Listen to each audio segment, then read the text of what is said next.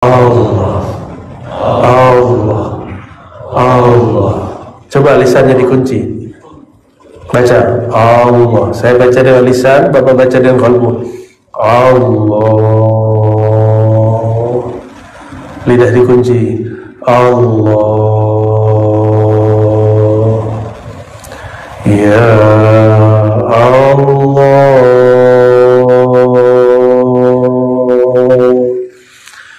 Ya Allah.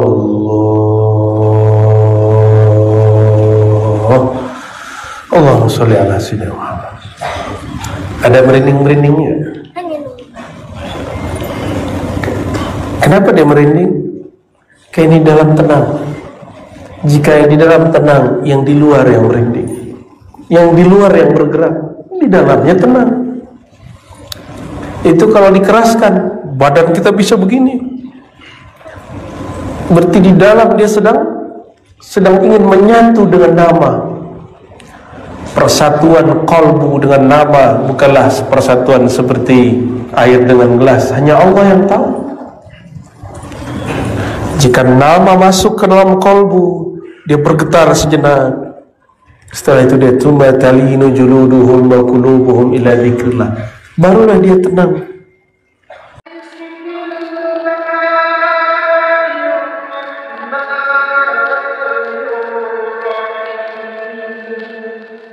Indonesia ini negeri santai. Benar nggak? Santai ya? Kita santai. Kenapa santai? Kalau musim kita cuma dua, panas dan panas lagi.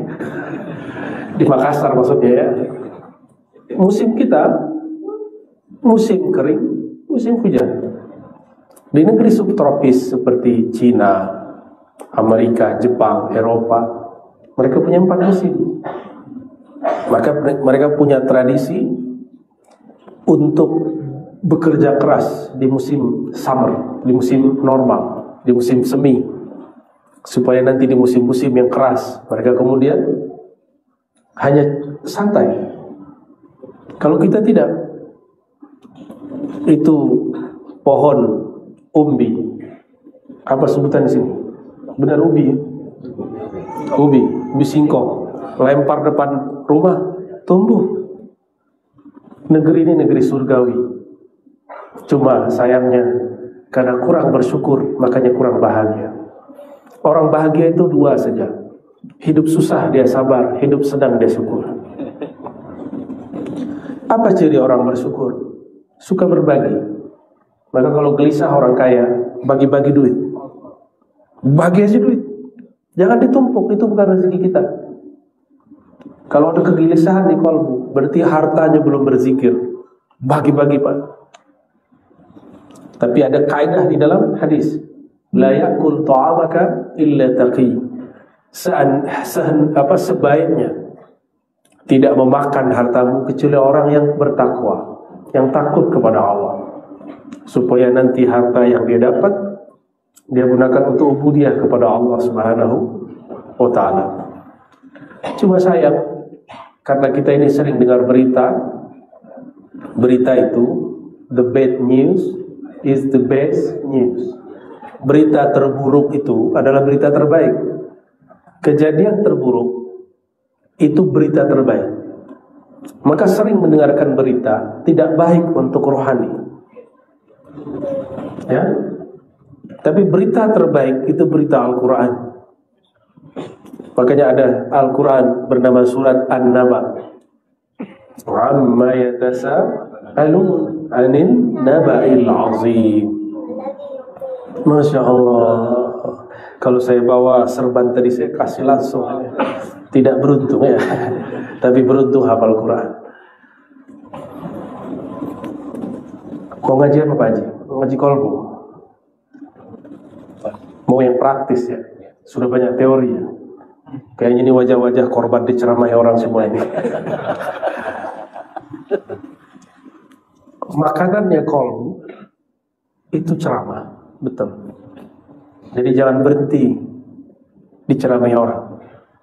Maka saya pun masih berguru. Sekedar dikata-katai oleh guru, senang dia bukan main. Ya, senang. ada orang-orang yang mengajar itu langsung, bukan lewat sosmed. Kalau orang ngomong lewat sosmed, itu namanya penggosip. Tapi kalau guru yang bijak, dipanggil muridnya baik-baik. Saya sering panggil guru, dinasihatin guru. Kalau enggak, saya datangin dia. Tapi saya hanya mendatangi guru-guru kolbu setelah pandemi, setelah istikharah. Saya istikharah, ya Allah izinkan saya datang ke mursyid fulan, syekh fulan, kiai fulan, guru fulan, baru kita datang. Kata Imam Syafi'i, jangan salahkan aku jika engkau menyindirku di depan orang, menyebutku di depan orang, nyebut langsung, bukan menyindir, menyalah-nyalahi di depan orang. Nanti aku tidak terima kalau itu kata Imam Syafi'i. Maka ini teknik kalau kita ingin menegur seseorang dengan teguran langsung, jangan di depan orang lain, nanti dia malu. Di dalam Al-Quran, pusat kebahagiaan itu apabila seseorang kembali kepada asalnya. Itulah sebabnya pulang kampung itu menyenangkan. Pak Haji kampung di mana tadi? Gorontalo. Pulang kampung senang, tapi jangan lama-lama. Pulang kampung senang, pasti senang. Kenapa? Kita punya memori di sana, kita punya kenangan di sana. Oleh karenanya, ayat inna lillahi wa inna ilaihi raji'un bukanlah ayat yang menakutkan. Sungguh kami adalah milik Allah, akan berpulang kepada Allah. Tubuh ini perbuatan Allah, sumbernya tanah. Tanah itu kunnya Allah. Kun. Apa arti kun? Wahai tanah, hendaklah engkau menjadi tubuh seorang manusia. Menjadilah. Jadi tanah yang kita injak setiap hari, yang kita makan darinya setiap hari, itu adalah kun Allah, atau bahasa lainnya perbuatan af'al Allah. Apa bahasa Arabnya? Af'al Allah. Jadi tubuh berpulang kepada Allah itu af'alnya. Itu bahagianya tubuh. Makanya kita ini senang sekali ke tempat yang banyak pohon. Benar tak? Saya dengar kemarin beberapa jemaah habis tadabbur dengan imam besar, ya, di tempat yang sejuk. Ya, kenapa? Karena tubuh ini, mata ini mesti dimanjakan dengan tempat-tempat yang rindang, yang hijau. Itulah tempat berpulangnya tubuh. Itulah hakikatnya. Namun kita masih ada yang lain, ada qalbu, ada ruh.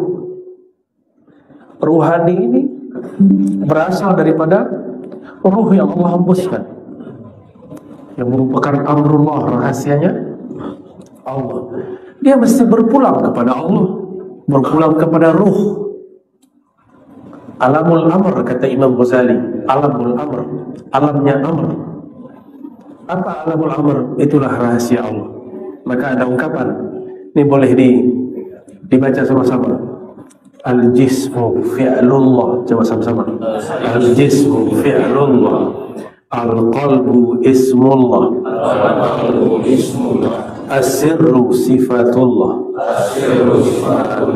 ar-ruhu amrullah.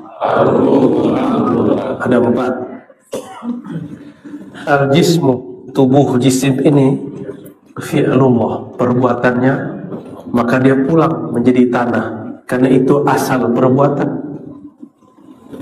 Qalbu tidak pulang ke tanah, dia pulang ke nama Allah, karena Allah meletakkan namanya di qalbu.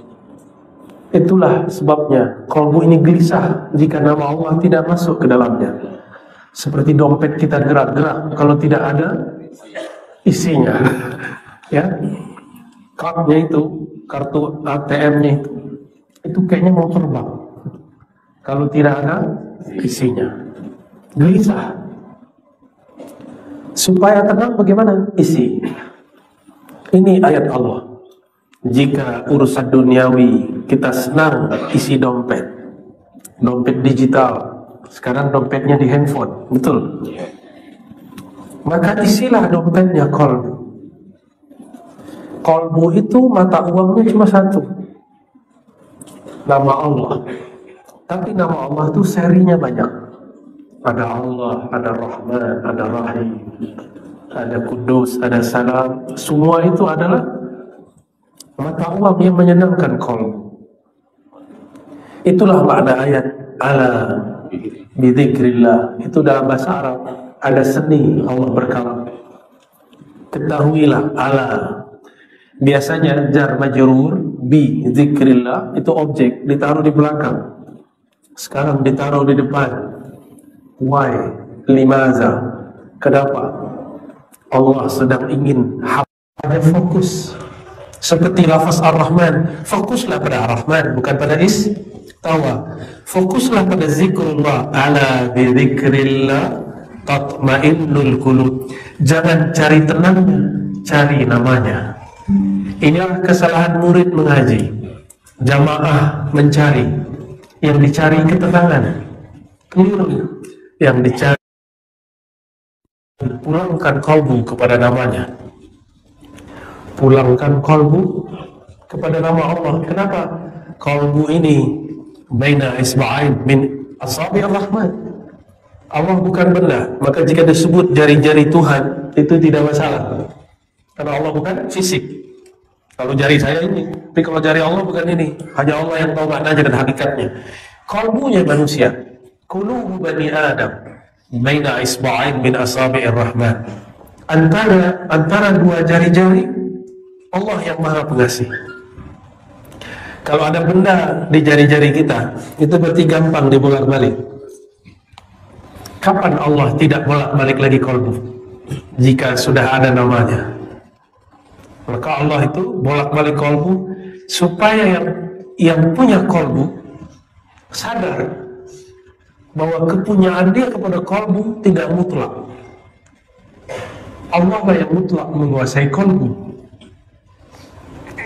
Jadi kalbu itu yataqallabu abadan. Dia begini terus bolak-balik, itu di bahasa Arab qalb.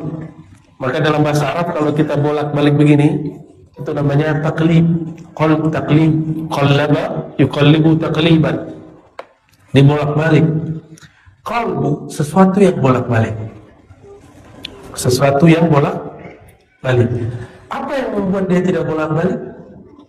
Jika ada penahannya. Ini jika ada penahannya, mungkinkah dia bolak-balik? Tidak ada.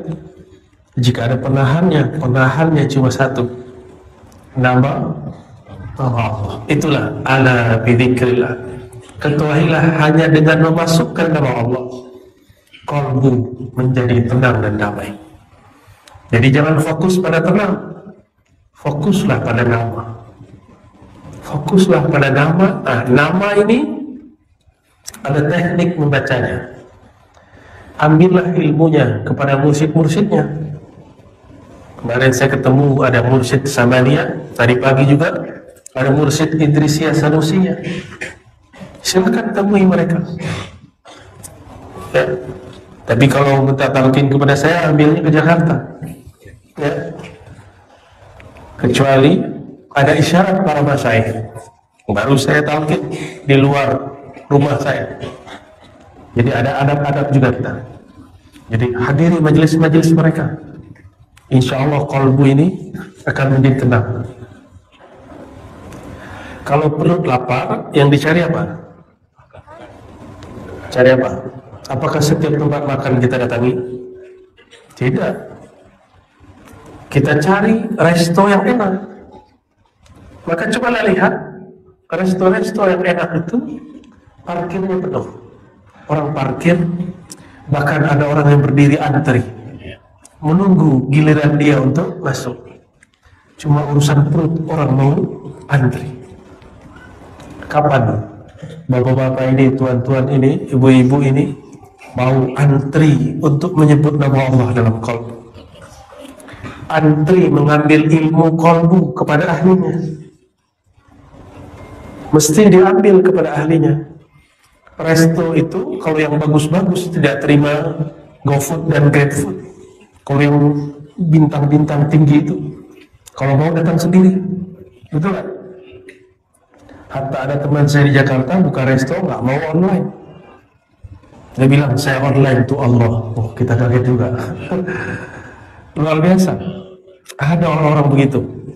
Dan setiap hari orang yang datang tidak putus, bahkan antri berdiri, ingin merasakan makanan yang mereka buat. Barangkali itulah analog kias, contoh daripada kalau kita hendak memanjakan perut. Lain dengan orang yang menjajakan makanannya di tepi jalan, karena sudah banyak, biasa. Betul. Kita sering lewat, oh ini biasa. Ilmu zikir bukan ilmu yang dijajakan. Ya? Makanya kami tidak boleh bertalqin kecuali saya merasa itu sudah jadi rumah saya. Itu baru boleh saya bertalqin. Itu rahasia guru kalau bertalqinkan zikir. Dan bagi kami talqin zikir itu bukan sunnah tapi wajib. Kenapa? Ayatnya jelas. Surat Muhammad ayat 19. Fa'lam annahu la ilaha illallah. Ayat ini jelas sekali mengatakan bahwa maka ketahuilah bahwasanya tiada yang berhak disembah, la ilaha illallah. Tiada yang benar-benar mewujud dengan dirinya kecuali Allah. Yang lain wujud karena diwujudkannya. Tiada yang berlaku di alam semesta kecuali yang dia lakukan. Maka kita duduk malam ini di masjid yang diberkahi Allah ini juga karena izin Allah Subhanahu wa taala. Bapak Ibu yang melakukan Allah. Jadi qalbu ini dia tidak akan bisa senang kecuali diberikan makanannya.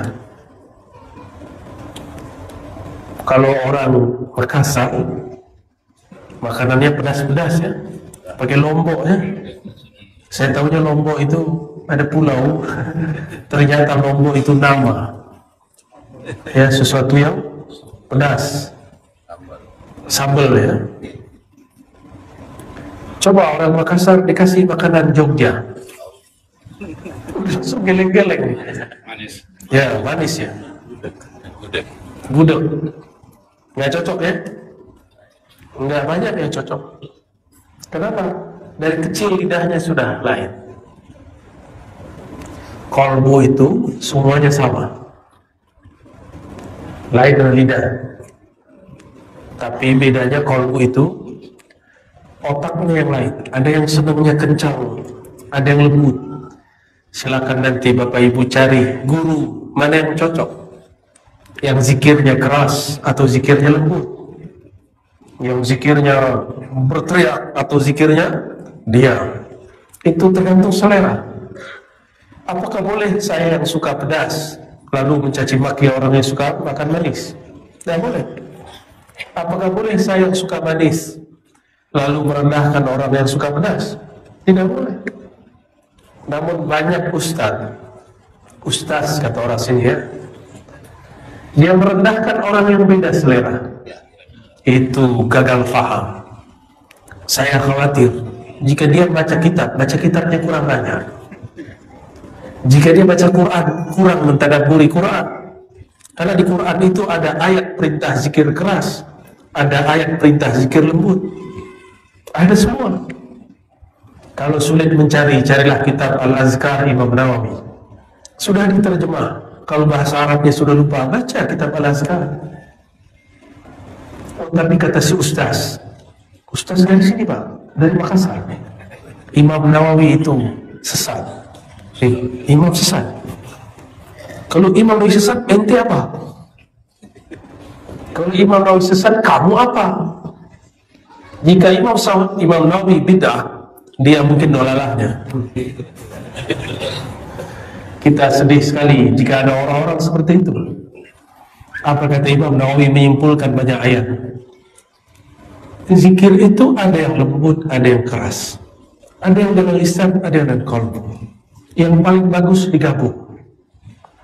Lisan iya, tubuh iya, qalbu pun juga.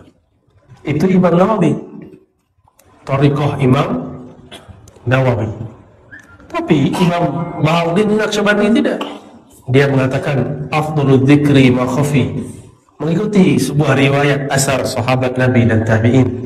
Khairul dzikri ma khafi, sebaik-baik zikir yang lembut. Lain lagi dengan Syekh Saman.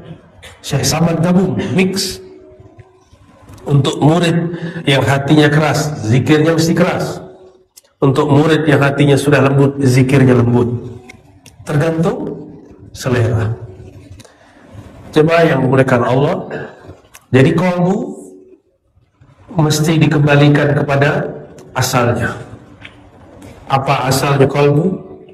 Menyebut nama Allah. Maka tadi al-jismu fi'lullah, al-qalbu ismullah. Ya, qalbu itu isimnya Allah, nama Allah. Semakin banyak nama masuk, dia semakin tenang, semakin tenang, semakin tenang. Ada satu riwayat Bani Israel diriwayatkan oleh Imam Baihaqi dan Imam Tirmizi, hadisnya sahih, bahwa nanti di hari kiamat ada seseorang yang tidak punya amal baik secara zahir, ditimbang, dicetak semua laporan amalnya, sejauh mata memandang laporan amalnya maksiat, maksiat, maksiat, maksiat, dosa, dosa, dosa. Tapi dia tidak kafir, dia hanya pendosa. Melihat hasil seperti itu, ditimbanglah, ditimbang semua dosanya dan amal baiknya. Amal baiknya nol, langsung amal buruknya lebih berat. Maka malaikat neraka langsung mengikat dia dengan belenggu-belenggu nar. Ketika ditarik, Allah berkalam, bertitah, wahai malaikatku, apakah kalian telah membedah isi dadanya? Lalu para malaikat mengatakan, belum ya Rabb. Maka dibedahlah isi dadanya. Apa yang terjadi? Jantungnya menyebut nama Allah, Allah, Allah. Coba dibaca Pak. Allah, Allah, Allah. Coba lisannya dikunci. Baca Allah. Saya baca dengan lisan, Bapak baca dengan qalbu. Allah. Lidah dikunci. Allah. Ya Allah. Ya Allah. Allahumma sholli ala sayyidina Muhammad. Ada merinding-merindingnya. Kenapa dia merinding? Kayak ini dalam tenang. Jika yang di dalam tenang, yang di luar yang merinding. Yang di luar yang bergerak, di dalamnya tenang. Itu kalau dikeraskan, badan kita bisa begini. Berarti di dalam dia sedang ingin menyatu dengan nama. Persatuan qalbu dengan nama bukanlah persatuan seperti air dengan gelas. Hanya Allah yang tahu. Jika nama masuk ke dalam qalbu, dia bergetar sejenak. Setelah itu dia tuma talinu juluduhum wa qulubuhum ila dzikrillah. Barulah dia tenang. Itu sebabnya dulu kami kalau zikir, saya sebulan lebih. Umur 13 tahun Allah izinkan bertemu seorang mursyid. Ditalkinkan zikir Allah, la ilaha illallah. Setiap kali di masjid ada baca orang la ilaha illallah, saya langsung pingsan. Kata orang, kamu gila? Tidak. Orang pingsan kenapa disebut gila? Kamu ingat orang tua? Tidak. Kamu ingat nenekmu? Ya saya lupa nenek saya mana. Jadi pertanyaan itu banyak. Tapi saya katakan tidak. Qalbuku tidak kuat menanggung beratnya lafaz Allah karena masih kecil, umur 13 tahun. Alhamdulillah, memori itu sampai hari ini tidak dapat saya lupakan.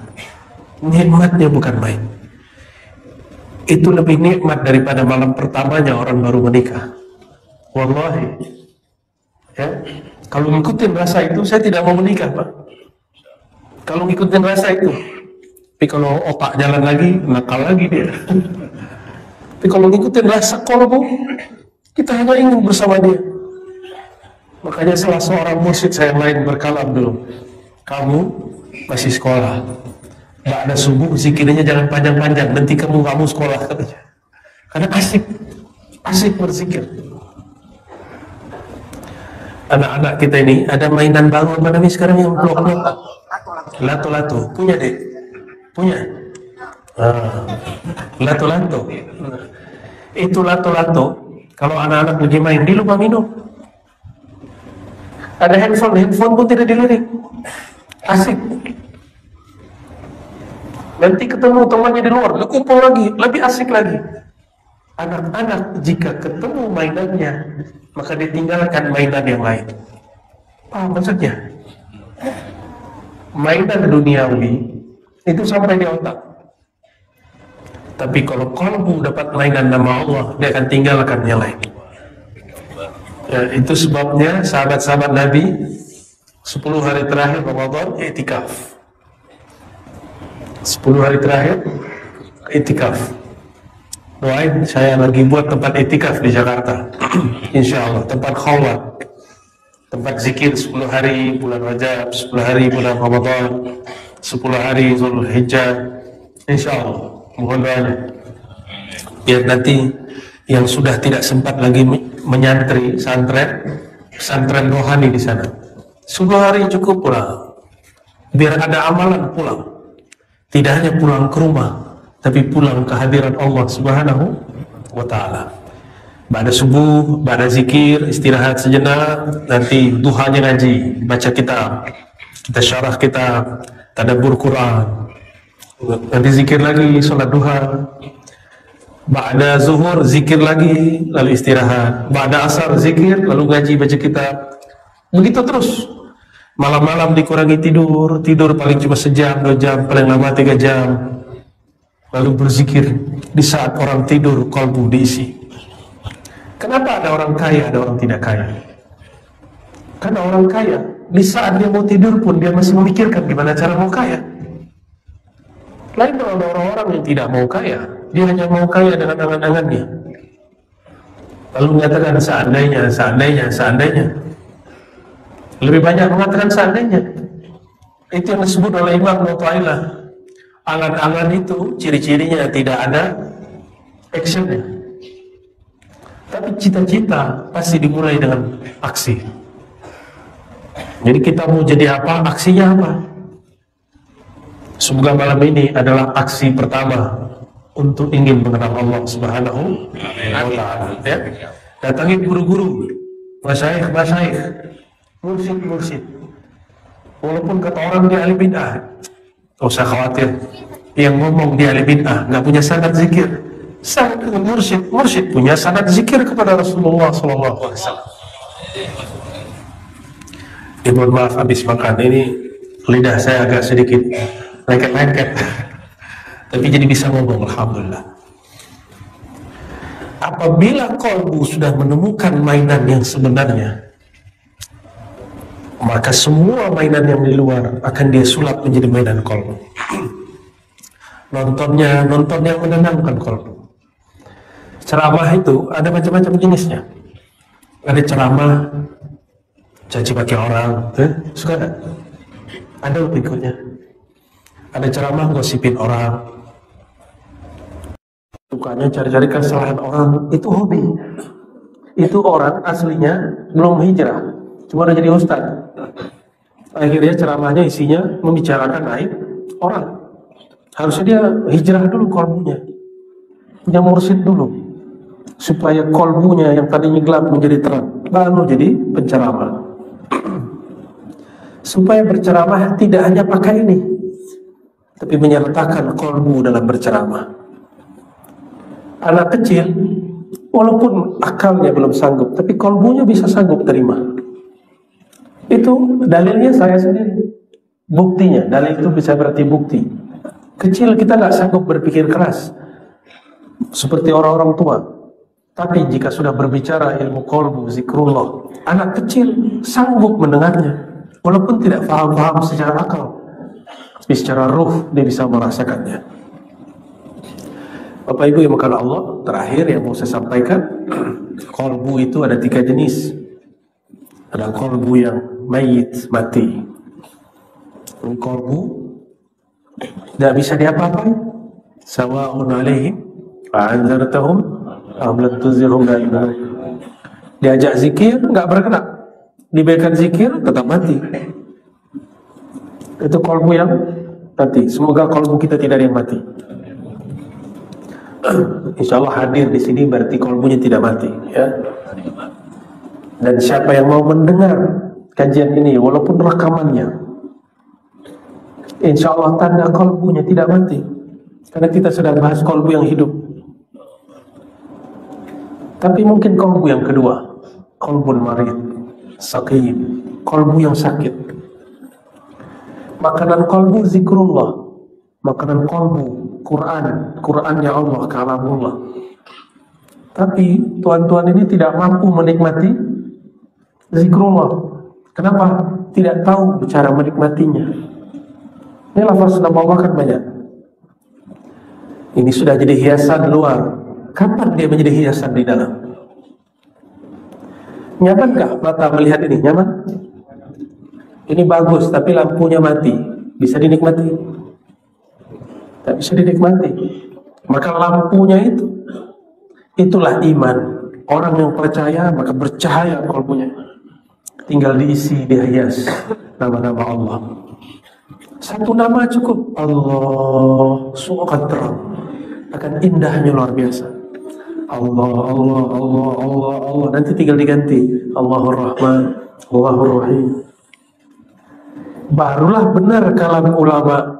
Qalbul mu'min baitullah, qalbul mu'min arsyullah.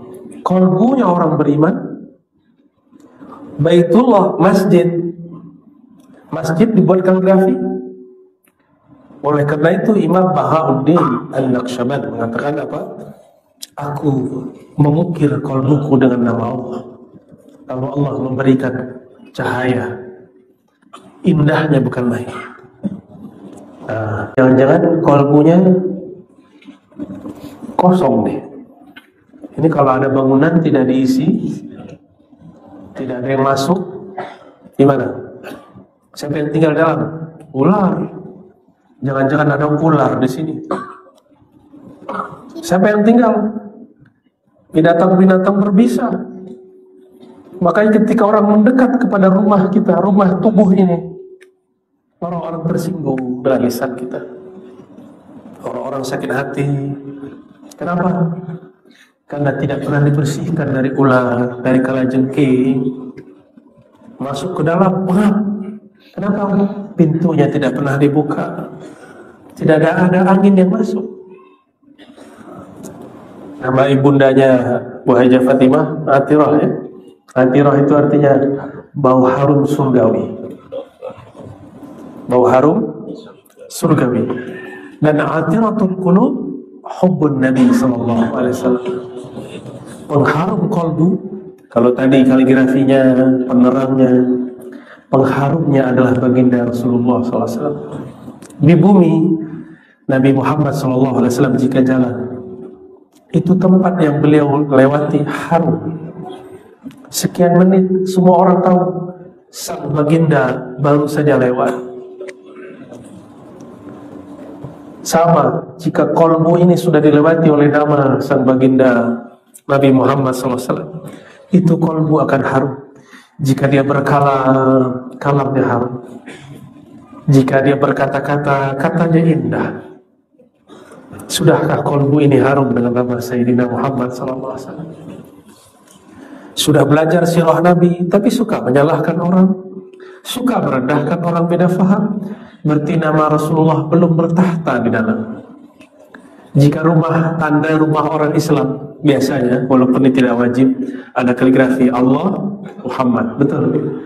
Sama di sini juga harus ada dua nama itu, dua sifat Nabi Muhammad SAW, ya, juga harus ada, ya, menyenangkan orang lain. Jangan nunggu disapa orang, sapa orang dulu. Jangan nunggu kita gini apa tangan orang mengulurkan salam, kita dulu yang salam. Adakah yang hadir ini lebih mulia dari Rasulullah SAW? Tidak ada. Rasulullah jika ada bertemu orang, tangannya duluan. Tapi jamaahnya gak ganas. Jamaahnya teratur. Kapan mereka baru agak berebut? Kalau sudah lepas dari tangan Nabi. Jadi Nabi itu kalau berwudu, ambil air, ada seorang sahabat menuangkan, di bawahnya ada ember kecil. Nabi selesai berwudu baru semuanya. Jadi mereka berebut di sisa itu, bukan pada Rasulullahnya. Beliau ketika selamat teratur. Nah, coba bersalaman kepada guru yang tertib, ya sedapatnya. Jika tidak dapat, cukup memandangnya, itu sudah cukup. Ya, saya ulangi, kolbu yang sakit ini biasanya diberi makannya, dia tidak menikmati. Yang paling enak di Makassar apa? Coto Makassar ya? Apalagi? Konro. Apa itu? Daging ada tulangnya. Konro. Saya kira itu nama silat, konro. Ternyata ada daging tulang. Oh, itu kesukaan Rasulullah SAW. Tulang iga. Kalau bapak-bapak ini lagi sakit, makan konro, muntah tak? Muntah atau bau apa ini? Ya, kenapa? Karena tubuh kita sedang sakit. Bukan konronya yang dibuang, apalagi coto Makassarnya yang dilempar. Siapa yang harus diobati? Tubuh. Itu dia. Jika nama Allah tidak nikmat masuk ke dalam kolbu, berarti dia perlu diterapi. Bawa kepada ahlinya. Jangan zikir dibid'ahkan, ya. Jangan selawat dibid'ahkan. Kalau ada orang nangis lagi selawat, kita nggak nangis, seperti kolbu kita yang masalah. Jangan kemudian bilang kayaknya ini bid'ah ini, ya. Jangan begitu. Bapak Ibu yang karena Allah, jadi kolbu yang sakit cirinya apa? Diberikan makanannya, dia tidak menikmati. Makanan kolbu apa tadi? Zikrullah. Dan yang ketiga, qalbun sahih, qalbun munawwar, hati yang bercahaya, hati yang sehat. Hati yang sehat itu hati yang dapat menikmati makanannya seperti orang sehat menikmati makanan yang dia suka. Tadi bersama keluarga saya mencoba coto Makassar, tapi saya coba, badan saya kurang fit. Akhirnya ini lidah saya rusak atau dia yang tidak enak. Ya, kita lagi makan yang lain. Apa lagi masalahnya? Tapi orang sakit, bolehkah berhenti makan? Tidak boleh. Harus terus dikasih makan secukupnya, tapi tidak boleh berlebihan. Ada resepnya. Benar tidak? Sama. Zikir walaupun belum nikmat, kalau sudah ketemu mursyidnya, gurunya, amalkan saja zikirnya. Nanti lama-lama kolbunya akan sehat, hilanglah semua sakitnya, insya Allah. Dan saya pastikan yang hadir malam ini kolbunya antara sehat dan sakit. Ada yang dekat kepada sehat, ada yang dekat kepada sakit, tapi tidak ada yang mati. Alhamdulillah. Pesan saya cuma satu, fas'alu ahla dzikri in kuntum la ta'lamun. Datangi ahli zikir, minta ilmunya kepada beliau.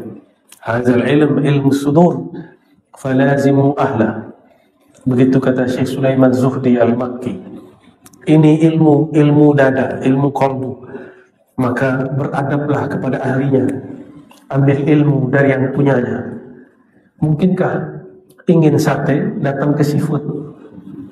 Tayamum. Ada dibuatkan sate tapi tidak nikmat, datang ke ahli sate. Ingin belajar zikir, jangan bertanya kepada ahli fikih, nanti dibid'ahkan. Ya? Kecuali fikihnya dia mengerti tasawuf. Kalau tidak, semua orang salah sama dia kecuali dia. Ya? Itu sayangnya ahli fikih. Padahal fikih hakiki yang mengenal Allah Subhanahu wa Ta'ala.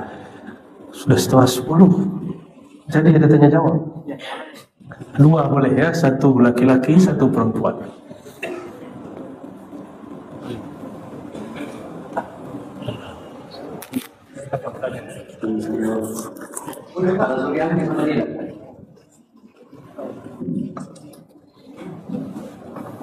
Bismillahirrahmanirrahim. Assalamualaikum warahmatullahi wabarakatuh. Waalaikumsalam warahmatullahi wabarakatuh. Alhamdulillah, nikmat yang sangat luar biasa selama ini yang bisa mengatasinya dari YouTube. Alhamdulillah bisa datang langsung mengabdikan tangan beliau. Yang ingin saya tanyakan di daerah saya khususnya ya, saya Sumbar, Sulawesi Barat. Jauh sekali. Ya. Ada beberapa di sana golongan yang katanya berzikir, namun cara berzikirnya itu kadang melepas baju, joget-joget dan sebagainya seperti itu. Apakah zikir seperti ini memang dibolehkan atau bagaimana? Karena kalau kita lihat zikirnya itu ya sendiri lepas banget buat kopi dan begitu itu. Ada juga yang goyang-goyang kepala sampai berteriak. Oke, baik. Langsung ya. Oh, 1 lagi. Perempuan. Oke. Ya, yang keras saja.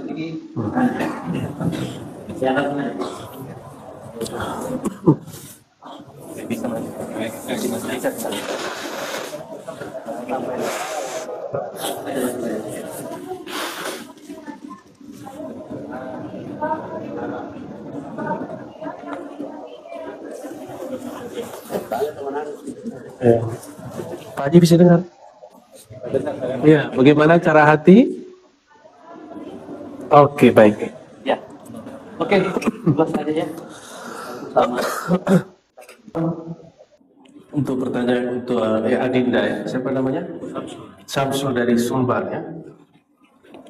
Pesan untuk diri saya sendiri dan kita semua, perbanyak husnuzan.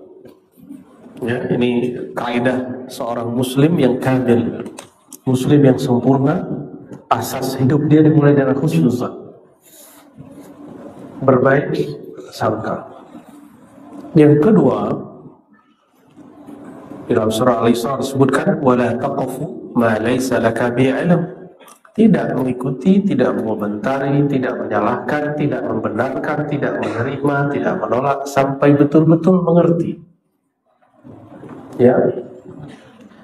Kejadian kayak tadi mungkin namanya ratib saman, ratib berdiri namanya. Ratib berdiri itu ada adabnya, bukan ratibnya yang salah, mungkin adab dia yang salah. Ya, ratib saman itu ada tekniknya, itu ada di kitab.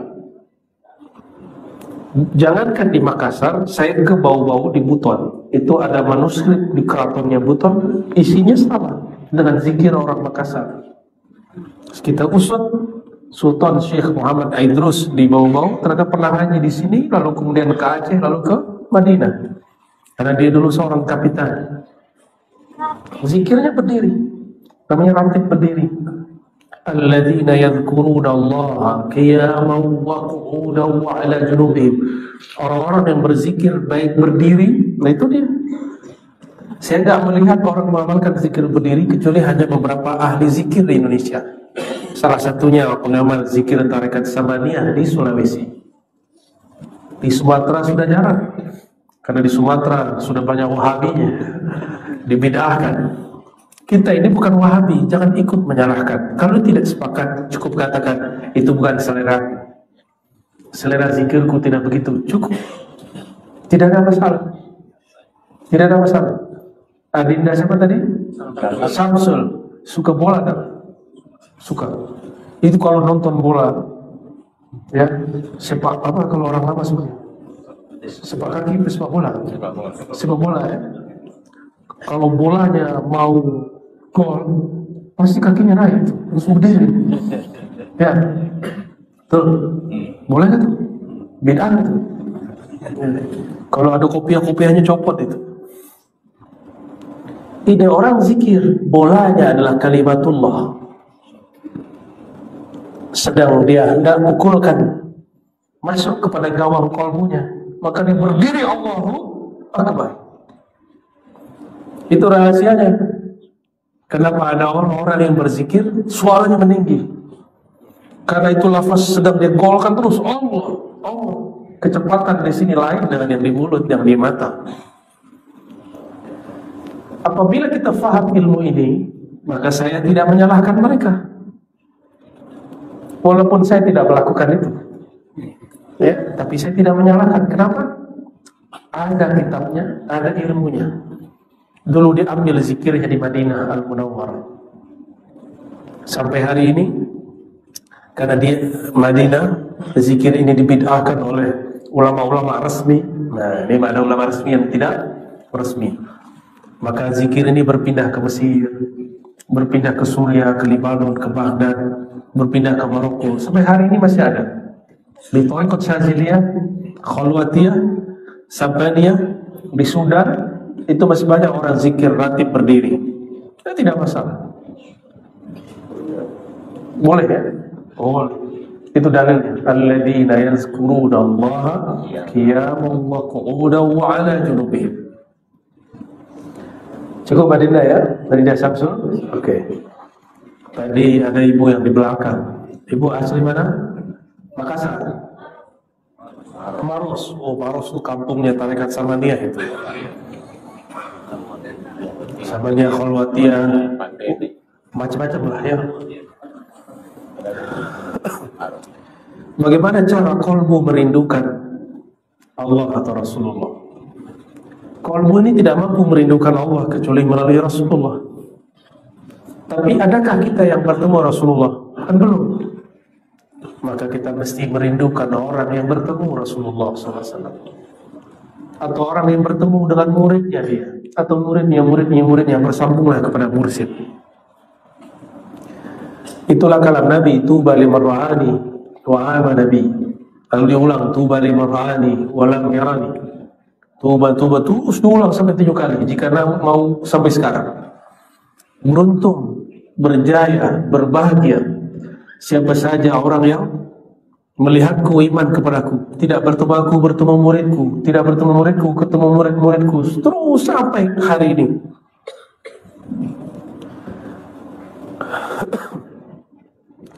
Oleh karenanya Rasulullah memberikan sallallahu alaihi wasallam penghubung batin yang disebut ru'yah mananiyah, mimpi bertemu beliau. Itu mahal sekali, hanya diberikan kepada orang yang berhak menerimanya,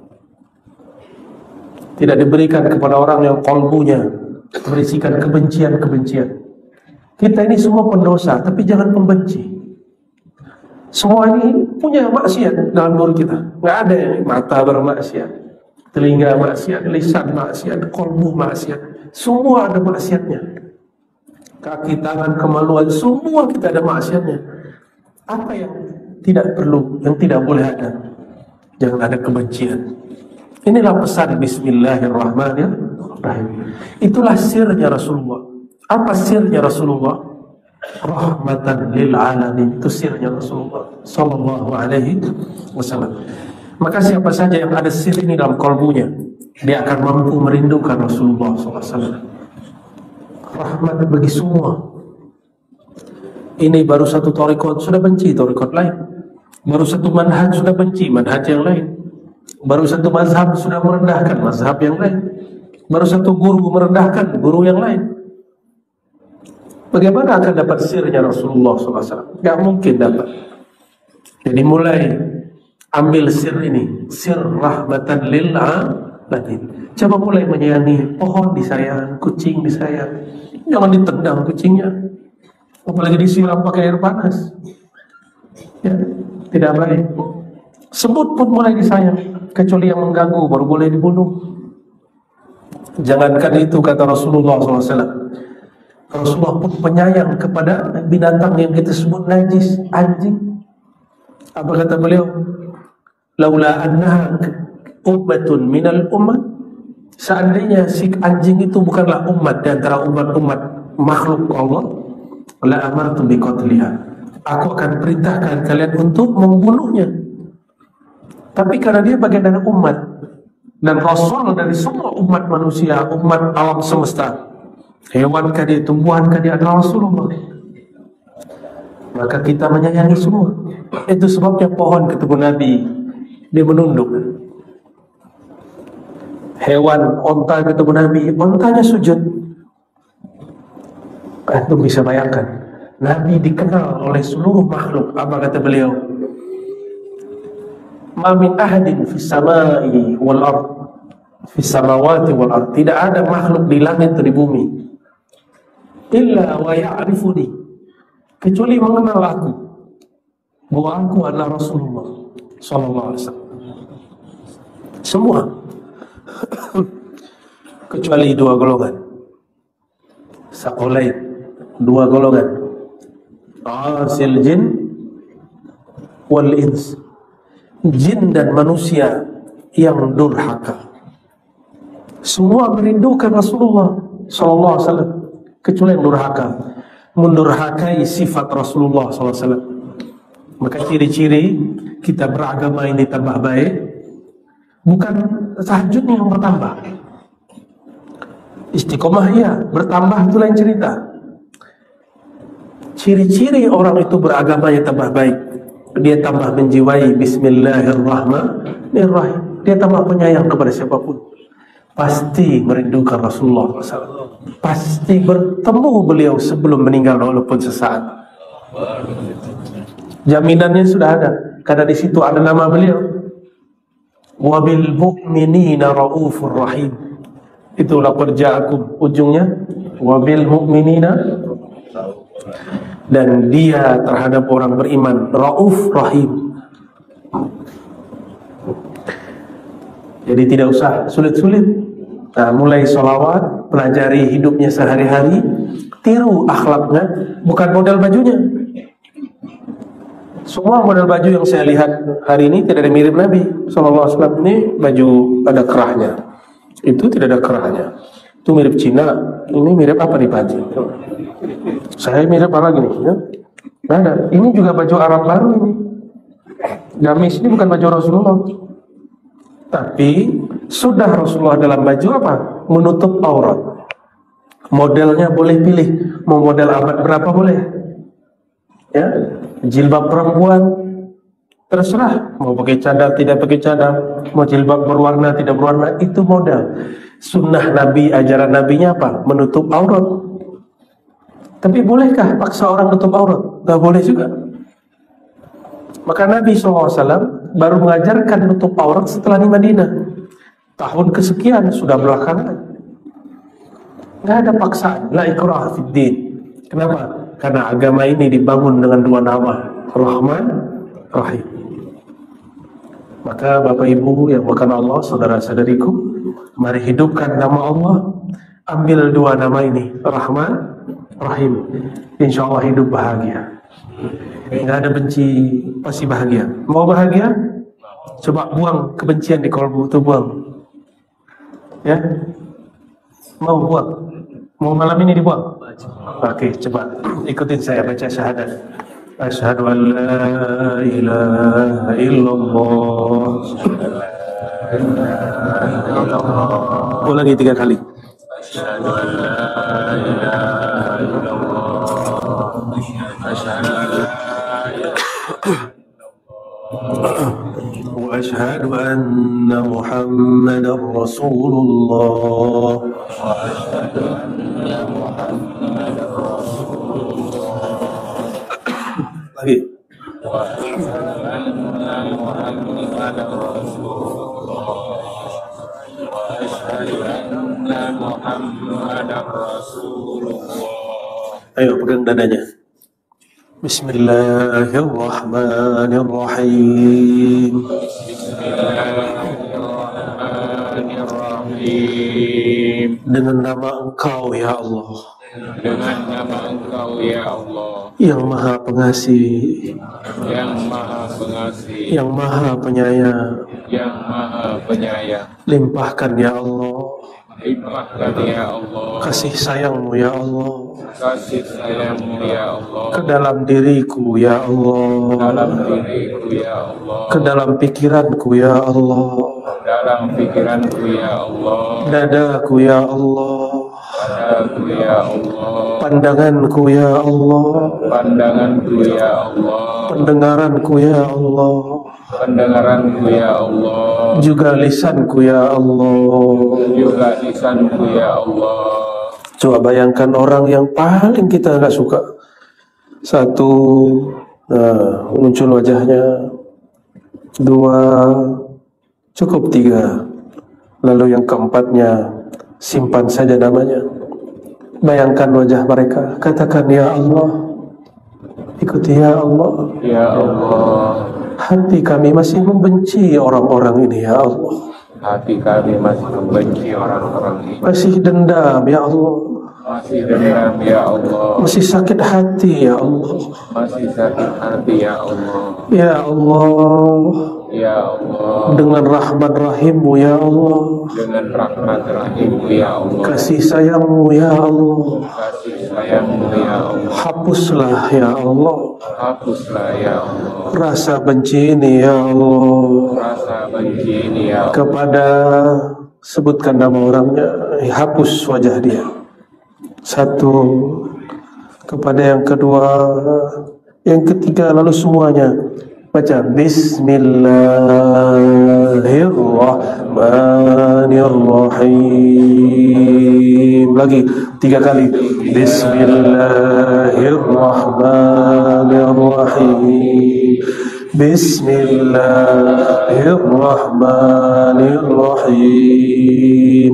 Bismillahirrahmanirrahim. Ya Allah, Ya Allah, Ya Allah, Ya Rahman, Ya Rahman, Ya Rahman, Ya Rahim, Ya Rahim, Ya Rahim. Bihaqqil Fatihah. Ya Amin. Wa sallallahu ala sayyidina Muhammad walhamdulillahirabbil alamin. Coba diusap mukanya.